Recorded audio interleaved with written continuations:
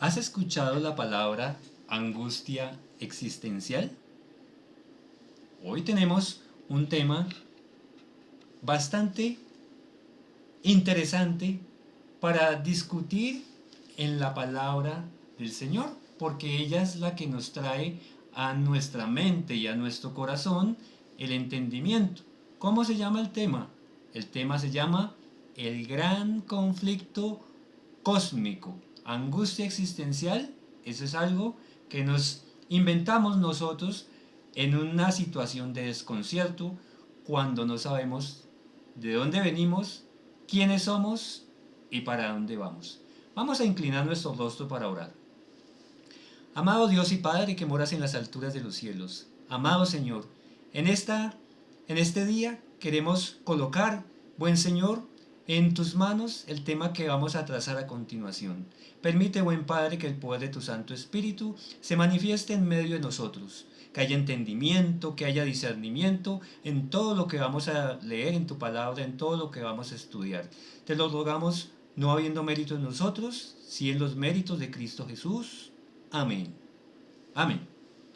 El gran conflicto cósmico. ¿Dónde estamos? ¿Qué es lo que está pasando con nuestra vida? ¿Será que tenemos una esperanza o estamos a la deriva en este mundo? En la palabra de Dios, aproximadamente 2/3 de lo que es la palabra son profecías. Lo que está en la Biblia, 2/3 son profecías.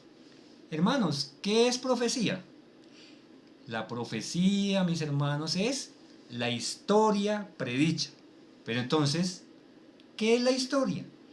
La historia es la profecía cumplida, ya que es la evidencia de que lo que se había anunciado ha sido cumplido.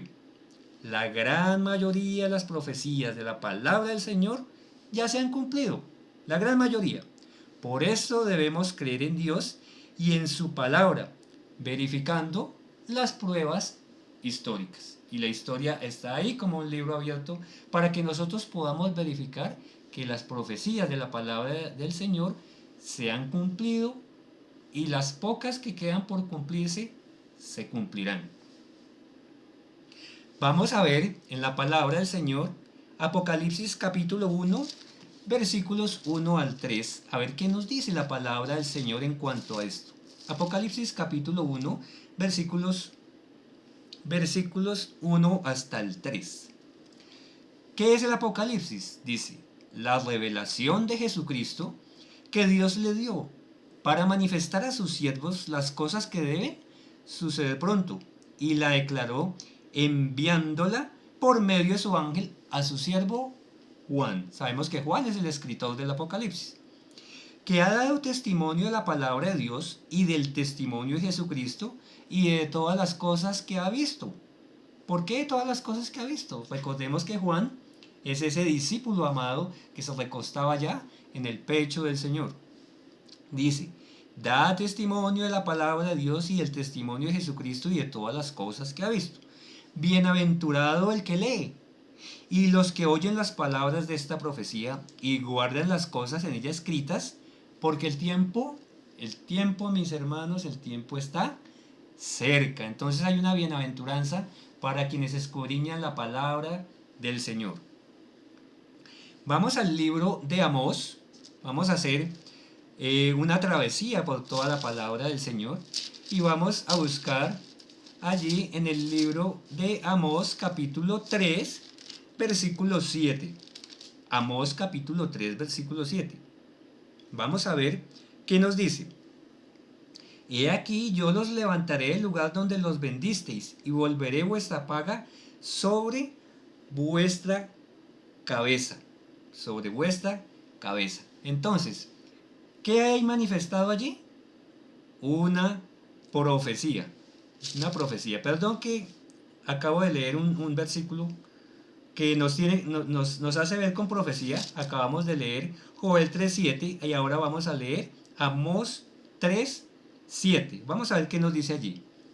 Porque no hará nada Jehová el Señor, sin que revele su secreto a sus siervos los profetas. Y si vamos a Joel 3.7, nos decía, he aquí yo los levantaré del lugar donde los vendisteis. O sea, está anunciando algo allí en Joel y dice, y volveréis vuestra paga sobre vuestra cabeza. ¿Qué es esto, mis hermanos? Una profecía. Y volvemos al texto que íbamos a leer. Amós 3:7 nos dice, porque no hará nada Jehová el Señor sin que revele ¿qué? Sin que revele su secreto a los profetas. ¿Qué nos está diciendo con esto? Que no vamos a estar en tinieblas, que no vamos a estar a oscuras con respecto a lo que está sucediendo, lo que sucede en este momento, lo que ha sucedido durante el transcurso de la historia. Vamos a buscar el libro de Juan 14:29. Vamos a ver qué nos dice el libro de Juan, capítulo 14, versículo 29. Dice allí la palabra del Señor. Y ahora os lo he dicho. ¿Qué dice el Señor Jesús? Y ahora os lo he dicho. Antes que suceda. ¿Para qué? Para que cuando suceda, creáis. Entonces, las profecías nos advierten sobre los sucesos, los acontecimientos que van a pasar en el curso de la historia y de nuestra propia vida. Por eso el Señor lo dice. Ahora os lo he dicho para que cuando suceda, creáis.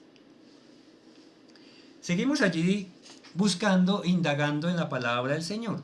Vamos ahora al libro del apóstol Pedro, segunda de Pedro, capítulo 1, versículos 19 al 21.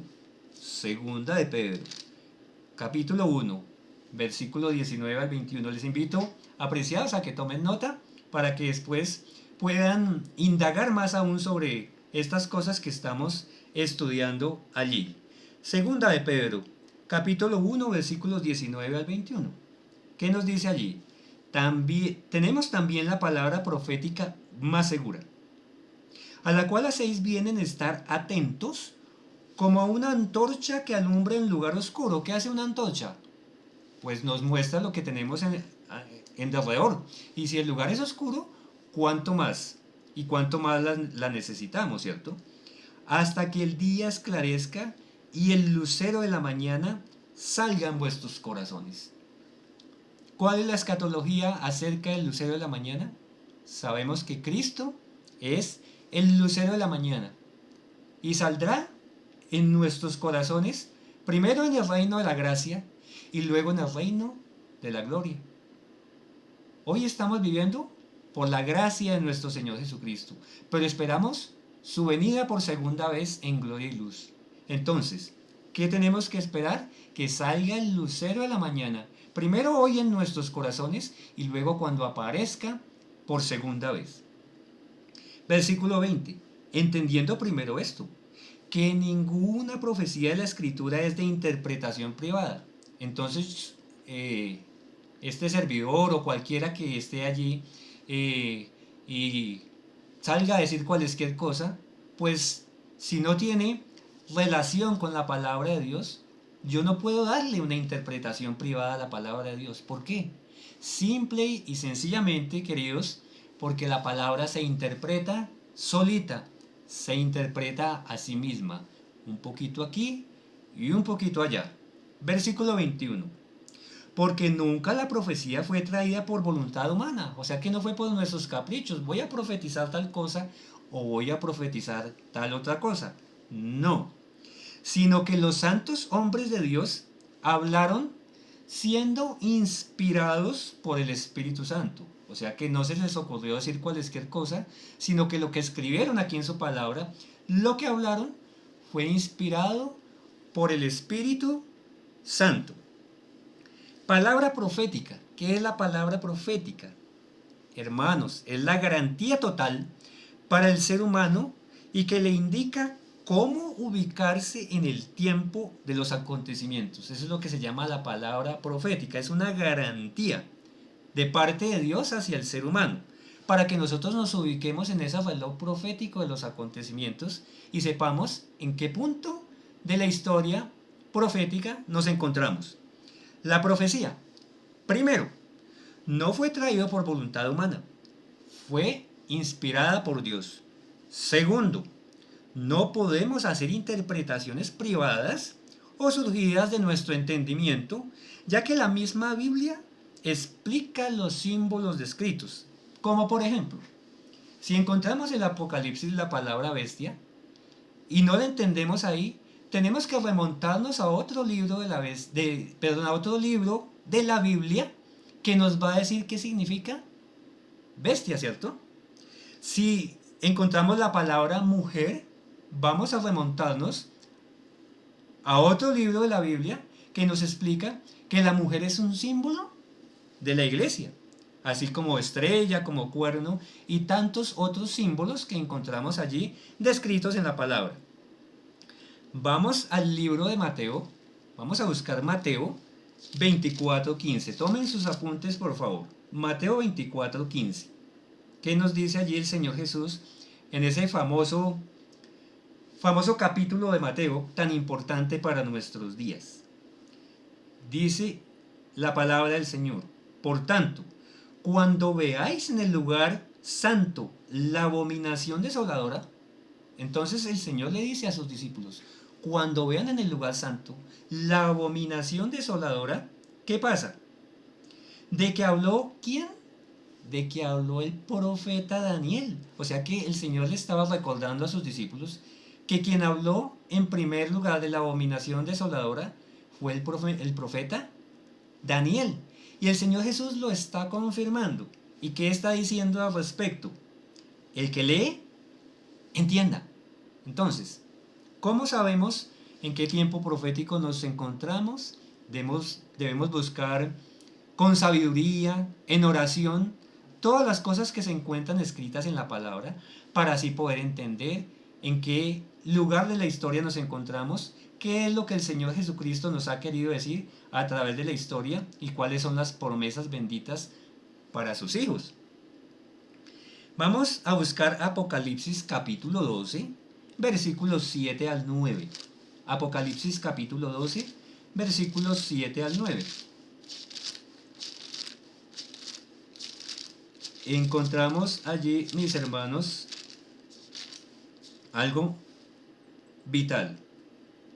¿Dónde comenzó ese gran conflicto cósmico del que estamos hablando? Dice, después hubo una batalla en el cielo. Miguel, por otros estudios sabemos que Miguel es otro nombre para nuestro Señor Jesucristo. Miguel y sus ángeles luchaban contra el dragón y luchaban el dragón y sus ángeles, pero no prevalecieron, ni se halló ya lugar para ellos en el cielo. ¿Y qué pasó? Dice, fue lanzado fuera el gran dragón, la serpiente antigua que se llama Diablo y Satanás, el cual engaña al mundo entero, fue arrojado a la tierra y sus ángeles fueron arrojados con él. Entonces, ¿qué encontramos allí? Para entender el conflicto entre el bien y el mal, debemos remontarnos a su origen. Si nosotros no nos remontamos al origen de todo, no vamos a poder entender ese conflicto entre el bien y el mal. A su comienzo, que fue en el mismo cielo. ¿En dónde inició el conflicto, queridos? Comenzó en el mismo cielo. En estos versículos, mis hermanos, se nos dan 4 nombres para el originador de ese conflicto. Porque no fue Dios el que originó el conflicto, fue el adversario de Dios. ¿Cuáles nombres se le dan? El gran dragón, número 1. Número 2, la serpiente antigua. Número 3, diablo. Número 4, Satanás. 4 nombres para un mismo personaje, el adversario de Dios. Vamos a buscar qué fue lo que pasó. Vamos al libro de Ezequiel, capítulo 28, versículo 12. Ezequiel 28, 12. ¿Qué nos dice allí la palabra? Hijo de hombre, levanta endecha sobre el rey de Tiro y dile, así ha dicho Jehová el Señor, tú eras el sello de la perfección, lleno de sabiduría y acabado de hermosura. Vemos como la palabra nos habla en una forma literal del rey de Tiro y en una forma escatológica acerca del adversario de Dios o de Lucifer, o de una forma simbólica podríamos decirlo también. Dice, tú eras el sello de la perfección. ¿Qué es Satanás o qué era Lucifer con respecto a Dios? Una criatura, un ser creado. Dice el Señor de él, tú eras el sello de la perfección, lleno de sabiduría y acabado de hermosura, porque todo lo que hizo el Señor lo hizo perfecto, ¿cierto? Vamos a ver qué fue lo que pasó allí en Ezequiel. Vamos a ver Ezequiel 28:14, el ungimiento de Lucifer. ¿Qué nos dice? Tú, querubín grande, protector, yo te puse en el santo monte de Dios, allí estuviste en medio de las piedras del fuego, te paseabas. Cuando hablamos de ungimiento, hablamos de una situación en la cual el Señor nos encomienda una causa, nos encomienda una obra. Entonces, el ungimiento de Lucifer y lugar de sus funciones, ¿cuál fue? Se lo creó como un querubín protector. ¿Qué eran los querubines o qué son los querubines con respecto a los demás ángeles? Son los ángeles de mayor jerarquía en el cielo. Su lugar era con los ángeles. El lugar de Lucifer era con los ángeles de la jerarquía más alta.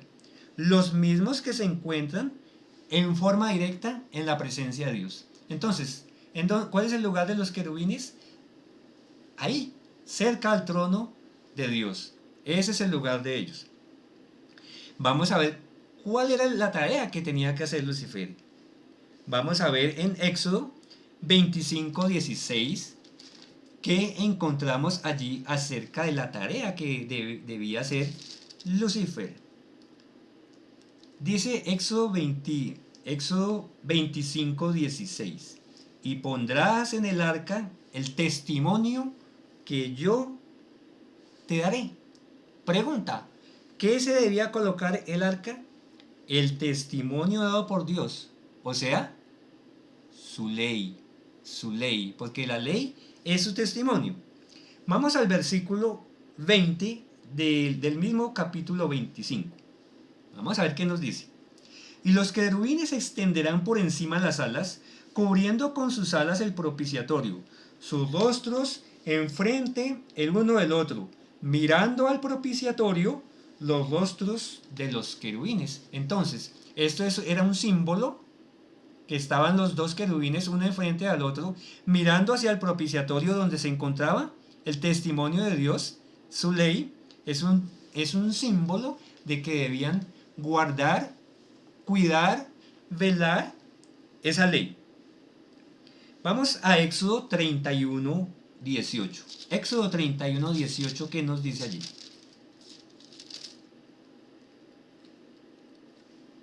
Y dio a Moisés, cuando acabó de hablar con él en el monte de Sinaí, 2 tablas ¿de qué? 2 tablas del testimonio, tablas de piedra escritas con el dedo de Dios. Entonces, 2 cosas. ¿Qué dio a Moisés allí en el monte Sinaí el Señor? 2 tablas de piedra. Y dice que las escribió con su propio dedo. Primer símbolo, las escribió sobre la piedra para que no se borrasen. Y con su propio dedo, porque es símbolo de su autoridad y de su voluntad también allí de parte de Dios, no solamente para el pueblo de Israel, no solamente para los judíos, sino para todas las criaturas del universo. Vamos a ver qué nos dice, cuál era la función de Lucifer. ¿Cuál era la función de Lucifer? Al ser creado como el querubín protector, porque eso nos lo dice la palabra, allí en Ezequiel 28 que ya leímos, al ser creado Lucifer como el querubín protector, su función era cuidar la santa ley de Dios, la cual proveía protección, amor, armonía y unidad. protección, amor, armonía y unidad. Vamos a ver qué nos dice Ezequiel 28:15. Allí la palabra del Señor, Ezequiel 28:15, nos dice, el Señor con respecto a Lucifer: perfecto eras en todos tus caminos desde el día que fuiste creado. ¿Hasta cuándo?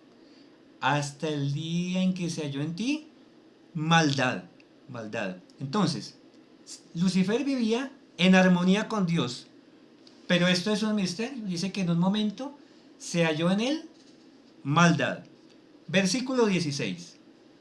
A causa de la multitud de tus contrataciones, fuiste lleno de iniquidad y pecaste.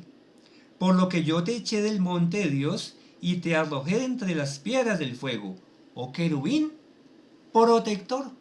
Me está volviendo a decir que la tarea de Lucifer era proteger la santa ley de Dios. Vamos a ver, porque siempre en ese conflicto entre el bien y el mal, siempre en algún momento nos hemos cuestionado, bueno, ¿y por qué Dios no lo destruyó?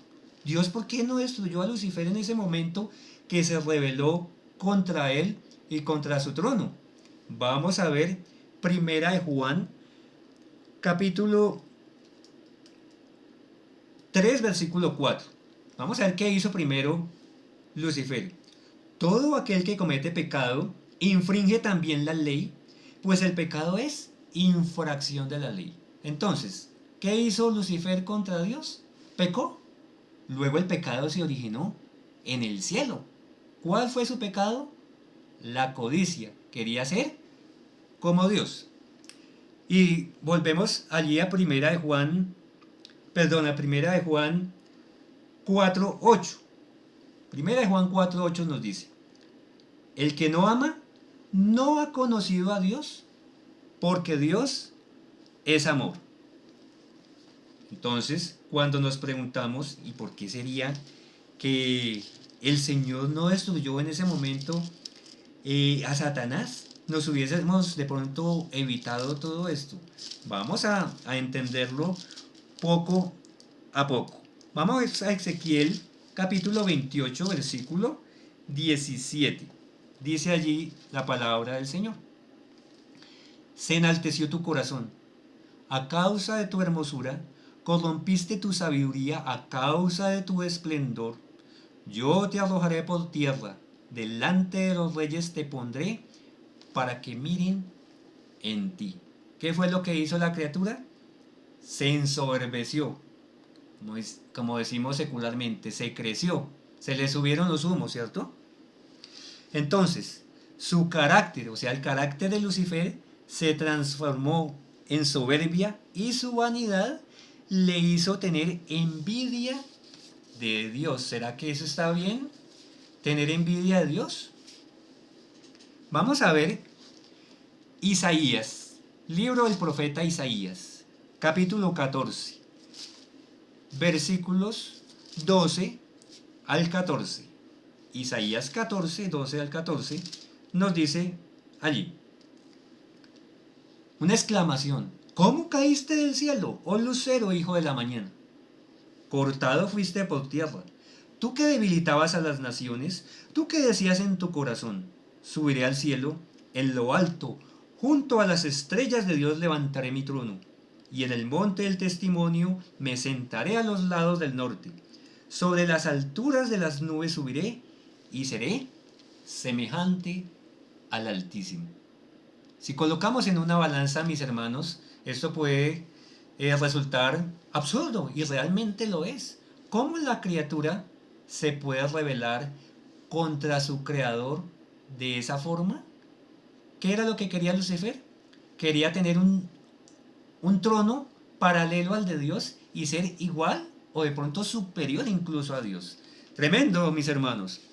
Vamos a Isaías 14:11. Isaías 14:11 nos dice lo siguiente: descendió al Seol tu soberbia y el sonido de tus arpas. Gusanos serán tu cama y gusanos te cubrirán. ¿Cuál fue la vida, por decirlo así, de Lucifer después de que cayó, después de que pecó contra Dios y fue expulsado del cielo. ¿Qué pasó?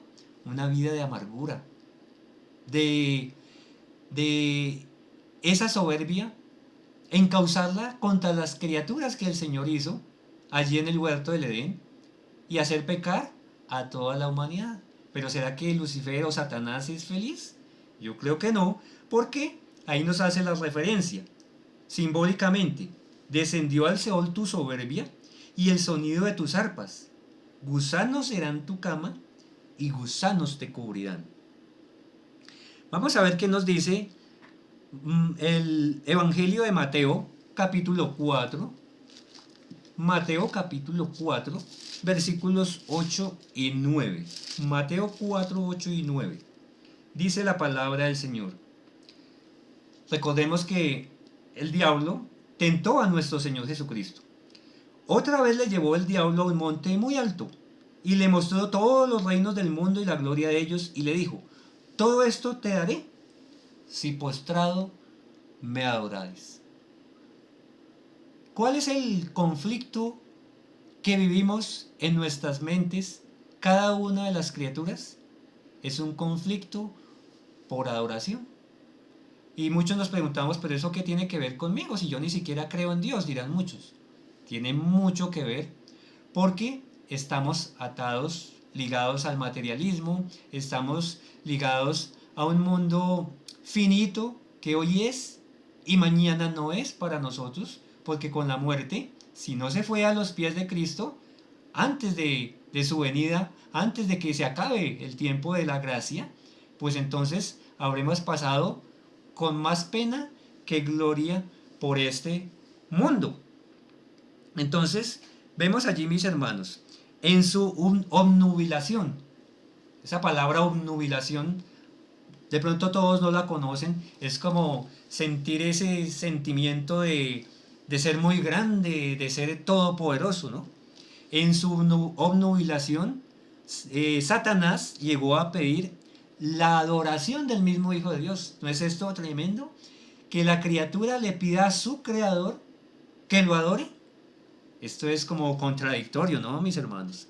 Vamos a ver qué dice el Señor Jesús allá en Juan 8:44. Juan 8:44, el Señor le dice al apóstol Pedro y a los demás discípulos, les dice esto que parece duro, pero que es totalmente cierto. Dice, vosotros sois de vuestro padre el diablo. ¿Cuándo es cierto? Vosotros sois de vuestro padre el diablo, porque los deseos de vuestro padre queréis hacer. Entonces, cuando nosotros queremos adorar a Satanás, pues somos hijos de Satanás espiritualmente, ¿cierto? ¿Y qué dice el Señor de Satanás? Él ha sido homicida desde el principio y no ha permanecido en la verdad. ¿Por qué? Porque no hay verdad en él. ¿Qué dice el Señor? Cuando habla mentira, de suyo habla, porque es mentiroso y padre de mentira. Vemos allá en el huerto del Edén que Satanás engañó a Eva y lo que le dijo era mentira, porque Satanás le dijo, no moriréis, no moriréis. Una mentira muy grande, ¿no? Pero era mentira, obviamente, después del pecado, o sea, después de que el hombre decidió en su libre albedrío desobedecer. Cuando el hombre decidió desobedecer, había una sentencia del Señor. El día que comieres del árbol de la ciencia del bien y del mal, de cierto moriréis. Y Satanás le dijo, no moriréis. Mentira, ¿cierto? Vamos a buscar en los salmos. Tan bellos que son los salmos, apreciados amigos. Salmo 119, versículo 142, nos dice lo siguiente. Tu justicia es justicia eterna y tu ley es la verdad. Entonces, ¿será que la criatura, al cuestionar a su creador, hizo algo que lo iba a llevar a su condenación eterna? ¿Será que la justicia de Dios es cuestionable? Yo creo que no. Dice allí el rey David, tu justicia es justicia eterna y tu ley es verdad. La pregunta es, ¿por qué las criaturas cuestionan la ley de Dios? Si el Señor dice sábado, el hombre dice, no, mejor domingo. Si el Señor dice, de cierto, el día que comieres del árbol de la ciencia del bien y del mal, de cierto moriréis. La criatura dijo, no moriréis. Cuestionamos a nuestro Dios. Entonces, la justicia y la ley son verdad. Vamos a primera de Juan 3:8, que ya leímos allí. Primera de Juan 3:8. El que practica el pecado es del diablo, porque el diablo peca ¿desde cuándo? Desde el principio. Para esto apareció el Hijo de Dios, para deshacer las obras del diablo. Sabemos que el pecado es infracción de la ley. ¿Quién peca desde el principio? Esa criatura que se llamaba Lucifer y cambió su nombre por serpiente antigua, por Satanás, por diablo. ¿Por qué? Porque es padre de la mentira. Lucifer peca desde el principio de su rebelión. Empezó en el cielo una guerra espiritual cuando comenzó a cuestionar la ley de Dios, arguyendo que la ley no proporcionaba libertad. Quiso establecer para sí y para los seres que iba a inducir a transgredir la ley de Dios un gobierno basado en la mentira, la codicia y la idolatría. Entonces, ¿qué hizo la criatura? Inducir a las otras criaturas a establecer un gobierno más basado en mentira, codicia, idolatría. ¿Qué hizo? Arrastró tras de sí a una tercera parte de los ángeles, quienes se le unieron en su rebelión. Entonces, ¿qué pasó allí en el cielo? Lucifer arrastró una tercera parte de los ángeles y son esos ángeles caídos que hoy conocemos como espíritus inmundos. Vamos a ver qué nos dice Apocalipsis capítulo 1 versículo 20. Dice la palabra del Señor: el misterio de las 7 estrellas que has visto en mi diestra y de los 7 candeleros de oro. Las 7 estrellas son los ángeles de las 7 iglesias y los 7 candeleros que has visto son las 7 iglesias. Entonces, ¿cuál es la pregunta? ¿Quiénes son las estrellas? ¿Cuál es la respuesta? Los ángeles. Vamos a ver qué nos dice Apocalipsis 12:4. ¿Por qué leemos esto? Ya estamos contextualizando, estamos llevando a contexto. Apocalipsis 12:4 nos dice: ¿y su cola? ¿Cuál cola? ¿La de quién? La de Satanás, ¿cierto? Estamos hablando en sentido figurado, en sentido espiritual, ¿no? Porque a veces nos pintan a Satanás con cachos y cola, ¿no? Dice, esto es en un sentido simbólico: y su cola arrastraba la tercera parte de las estrellas del cielo y las arrojó sobre la tierra, y el dragón se paró frente a la mujer que estaba para dar a luz, a fin de devorar a su hijo tan pronto como naciese. Entonces vamos a ver qué significa esto de que su cola arrastró la tercera parte de las estrellas del cielo o de los ángeles, ¿no? Vamos a buscarlo en la palabra de Dios, porque si no entendemos algo en un capítulo o en un versículo, vamos a la misma palabra y encontramos la respuesta allí mismo. Vamos a buscar Isaías capítulo 9, versículos 14 y 15. Isaías 9, 14 y 15. Vamos a ver qué nos dice allí la palabra del Señor. Y Jehová cortará de Israel cabeza y cola, rama y caña en un mismo día. El anciano y venerable del rostro es la cabeza, o sea Dios. El profeta que enseña mentira es la cola. O sea que, ¿qué significa la cola, mis amigos y hermanos? ¿Qué significa?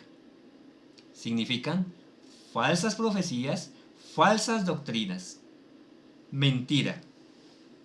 Vamos a seguir allí indagando en la palabra. Dice: profeta que enseña mentira, engaño, falsas doctrinas o falsas profecías, promete cosas a expensas de Dios y de su ley. ¿Qué hace ese falso profeta? Promete cosas a expensas de Dios y de su ley.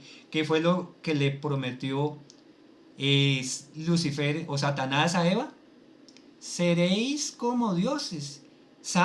Bien sabe Dios que el día que comáis de ese árbol de la ciencia del mal, del bien y del mal, que les había dicho el Señor que no comiesen, ¿qué les dice Satanás? Mentira, ¿no? Seréis como dioses sabiendo el bien y el mal. Vamos a ver primera de Juan 4.8. Primera de Juan 4.8 que nos dice allí el Señor. El que no ama no ha conocido a Dios porque Dios es amor. Y volvemos a lo que habíamos planteado hace un momento. Nos preguntamos por qué el Señor no destruyó a Satanás. ¿Por qué Dios no eliminó a Lucifer? Vamos a ver por qué. El Creador demandaba obediencia, mas no por miedo. El Señor no quería que sus criaturas le obedecieran por miedo. Su gobierno, el de Dios, se encuentra basado en el amor, no se encuentra basado en el terror. Dios permitió el desarrollo del mal. Él no colocó un chip en el corazón de sus criaturas, pues ya no habría libertad y estarían simplemente como un computador o como una computadora programadas para alabar. Dios le dio a sus criaturas libre albedrío, capacidad de elección y el deseo de alabarle por amor, reconociéndole como su hacedor y como su sustentador. Entonces, vamos a ver qué pasó. El Señor no destruyó a Satanás porque era necesario que, como Él indujo a las otras criaturas al mal, el mal se desarrollase, valga la redundancia, en toda su maldad, para que el hombre, las criaturas que se hicieron allá en el jardín del Edén y que poblaron la tierra, tuviesen esa capacidad de elegir qué quiero hacer. ¿Quiero obedecer a Dios por amor o prefiero obedecer a Satanás?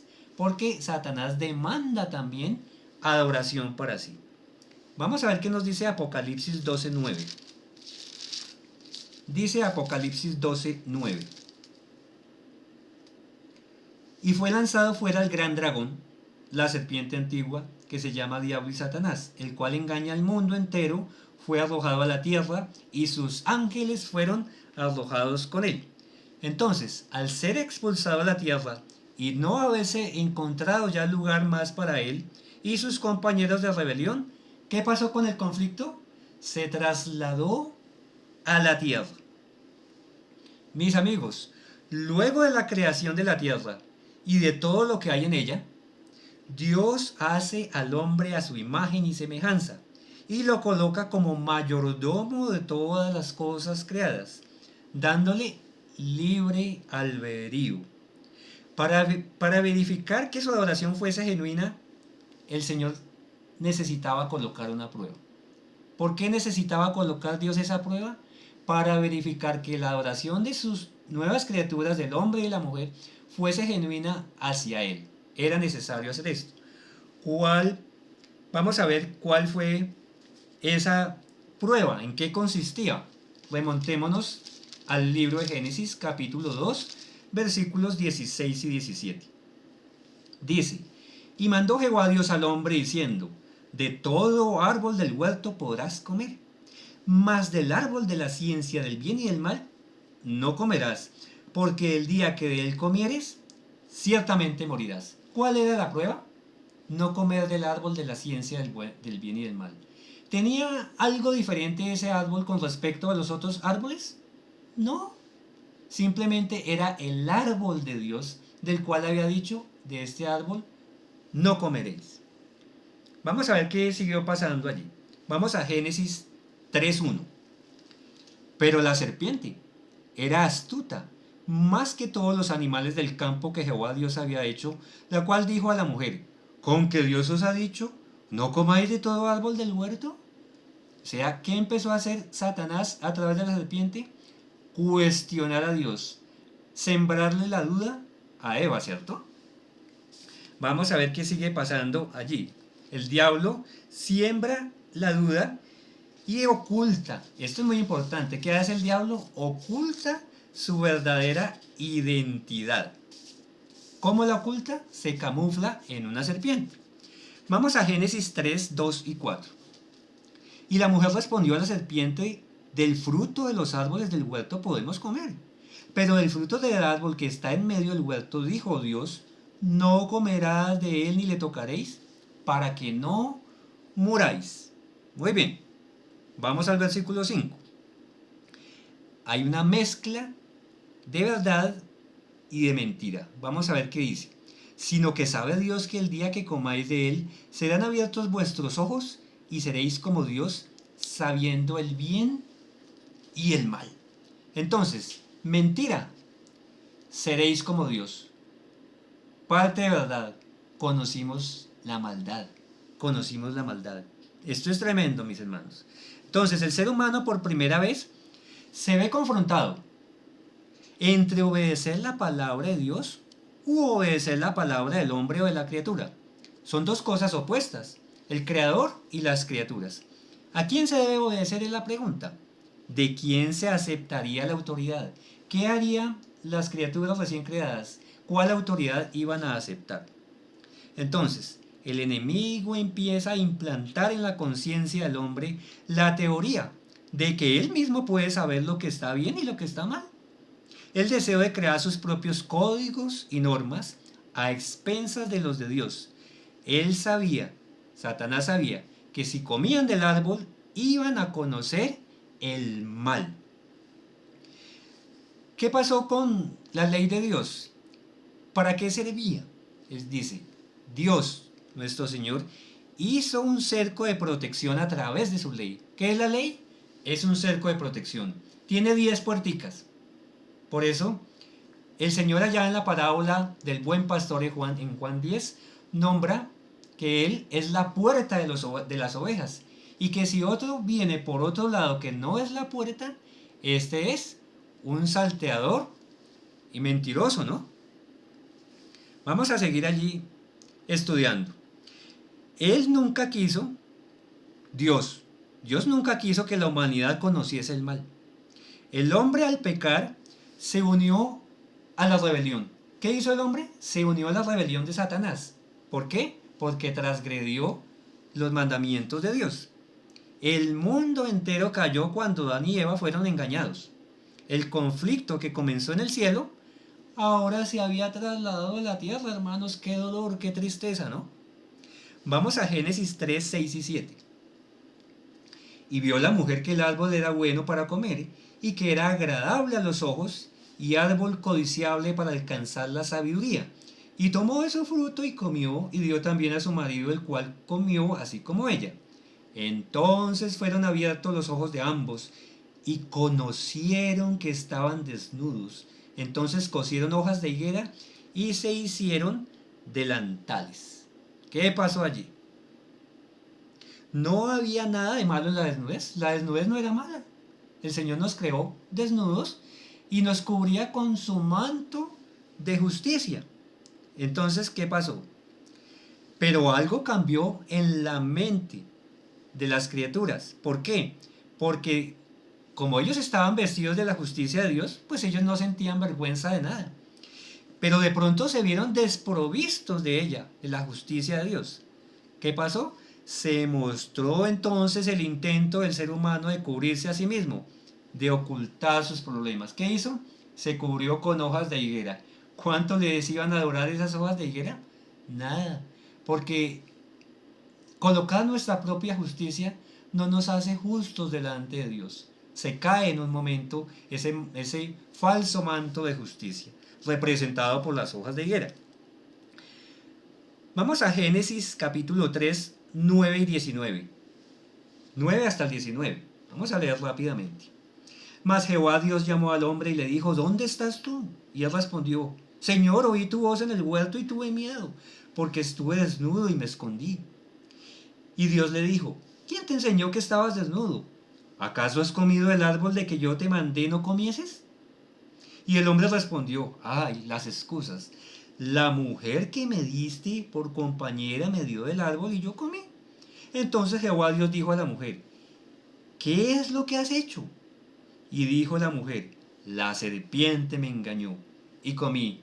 Se volvió la cadena de las excusas. Yo no fui, fue él, y este no, yo no fui, fue ella, y así sucesivamente. Versículo 14. Y Jehová Dios dijo a la serpiente: por cuanto esto hiciste, maldita serás entre todas las bestias y entre todos los animales del campo. Sobre tu pecho andarás y polvo comerás todos los días de tu vida. Y pondré enemistad entre ti y la mujer, y entre tu simiente y la simiente suya. Esta te herirá en la cabeza y tú le herirás en el calcañar. A la mujer dijo: multiplicaré en gran manera los dolores en tus preñeces.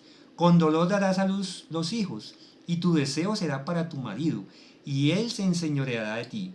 Y al hombre dijo: por cuanto obedeciste a la voz de tu mujer, y comiste del árbol de que te mandé diciendo: no comerás de él, maldita será la tierra por tu causa, con dolor comerás de ella todos los días de tu vida. Espinos y cardos te producirá, y comerás plantas del campo. Con el sudor de tu rostro comerás el pan hasta que vuelvas a la tierra, porque de ella fuiste tomado. Pues polvo eres, y al polvo volverás. Una sentencia aparentemente dura, pero obedecía a la justicia de Dios. Allí se manifestó la justicia de Dios. Pero vamos a ver y a empezar a entender las características de Dios. Y una es justicia, pero vamos a ver una muy grande para nosotros. Vamos a ver cuál es. Vamos a Génesis 3:24. Dice: echó pues fuera al hombre, y puso al oriente del huerto de Edén querubines, y una espada encendida que se revolvía por todos lados, para guardar el camino del árbol de la vida. ¿Qué colocó el Señor allí a la entrada del huerto del Edén? Querubines, y expulsó al hombre de allí. Vamos a ver qué sigue diciendo. Génesis 3:21. Ya vimos la característica de Dios que se llama justicia.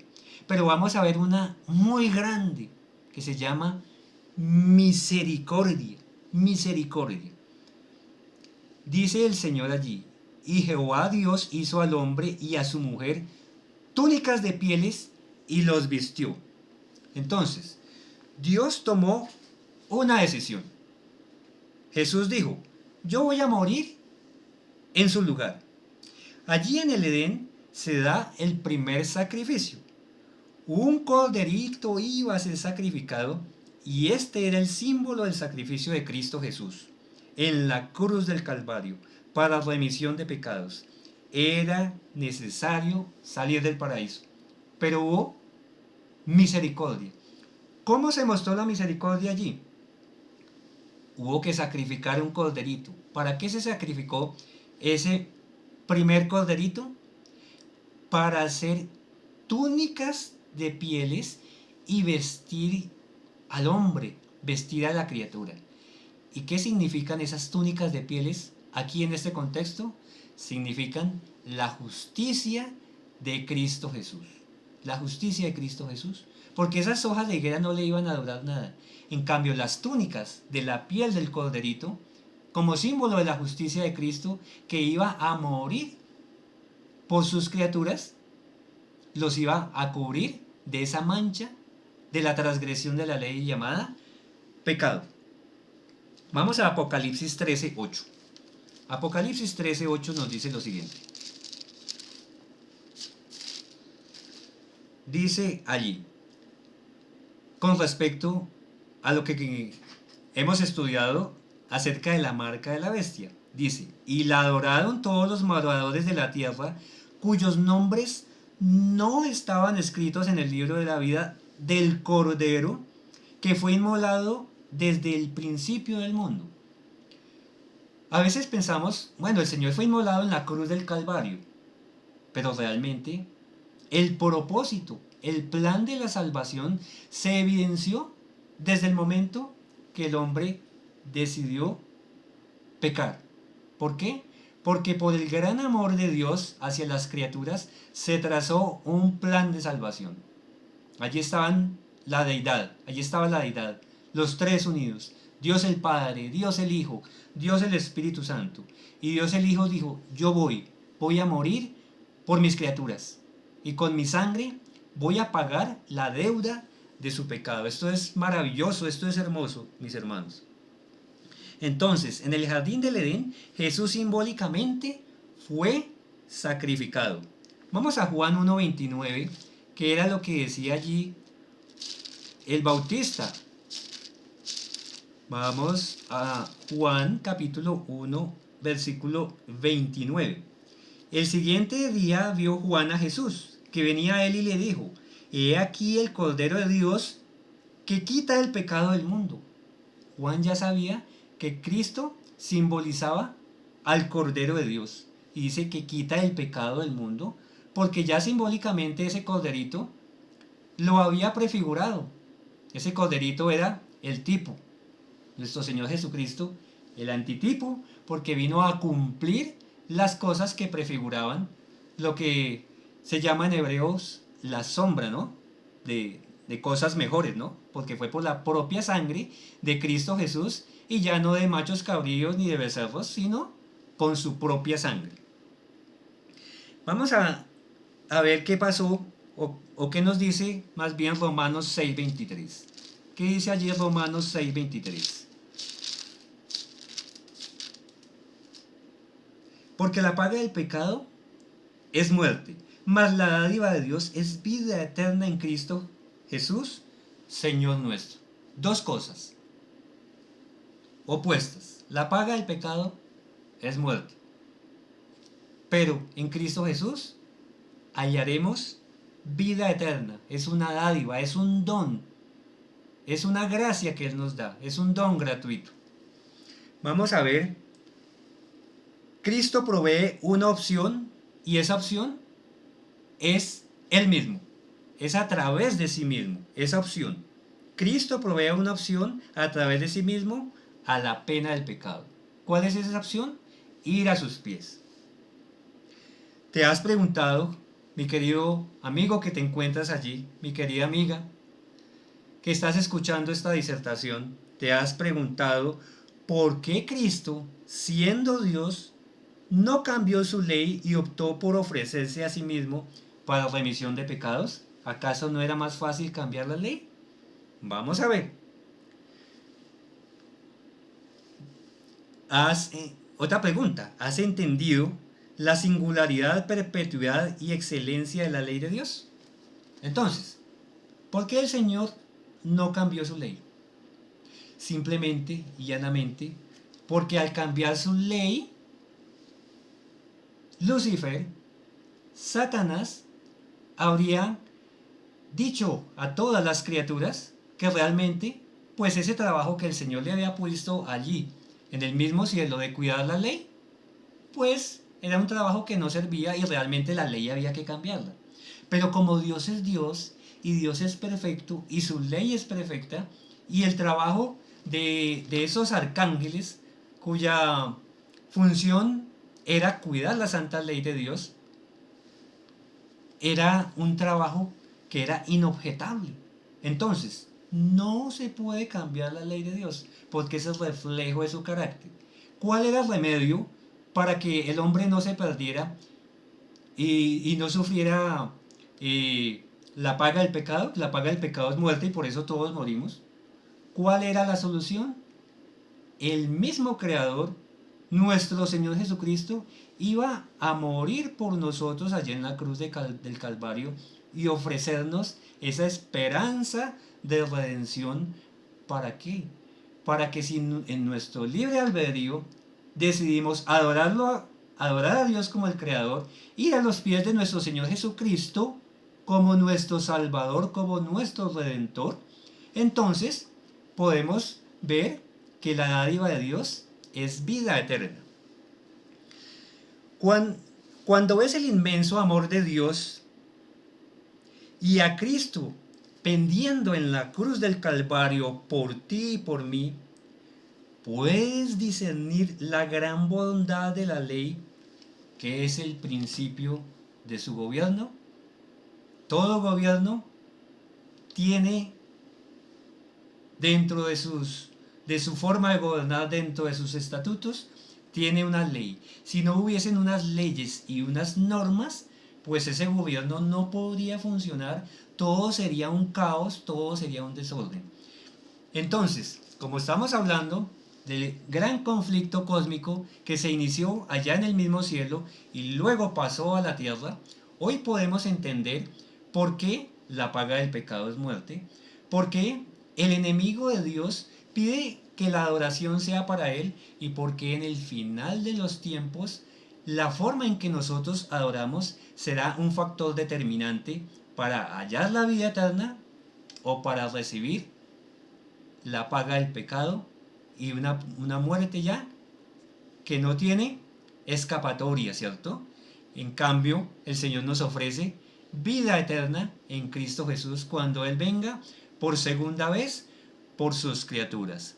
Queridos amigos, este ha sido el tema para hoy, muchos versículos para estudiar, muchas cosas para reflexionar. Sabemos que Dios es grande, que Dios es amor, que sus características son fundamentalmente el amor, la justicia y la santidad, porque nuestro Dios es un Dios santo, pero es también fuego consumidor, pero asimismo es misericordia para con todos los que a Él se acercan con corazón contrito y humillado y la reconocen como su Salvador y como su Redentor.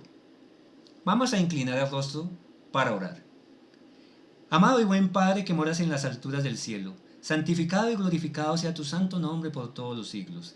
Gracias, Señor, porque tu amor es infinito, porque no creaste robots para que te sirvieran con un chip programados para la alabanza perpetua, sino creaste criaturas con libre albedrío que te buscaran y te amaran con amor verdadero, con amor indecible, con ese amor que tú demandas de tus criaturas. Señor, amado, en tus manos queremos colocar nuestra vida y nuestras cosas, y en ese gran conflicto entre el bien y el mal, nos cogemos de tu brazo, Señor, para que nos protejas de las acechanzas del enemigo, porque Él no se rendirá hasta llevar a la perdición a la mayoría de tus criaturas, pero sabemos que si confiamos en ti, vamos a ser librados de las acechanzas del enemigo. Por eso debemos vestirnos con toda la armadura de Dios y saber que con Cristo, si estamos con Él y en Él, por siempre moraremos en la patria celestial cuando Él venga por segunda vez en gloria y luz. Sabemos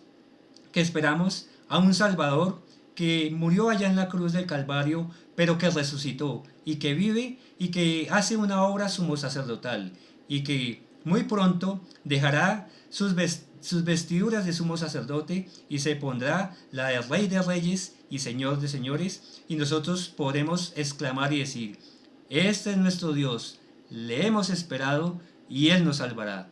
En ti confiamos, en el nombre de Cristo Jesús. Amén, amén y amén.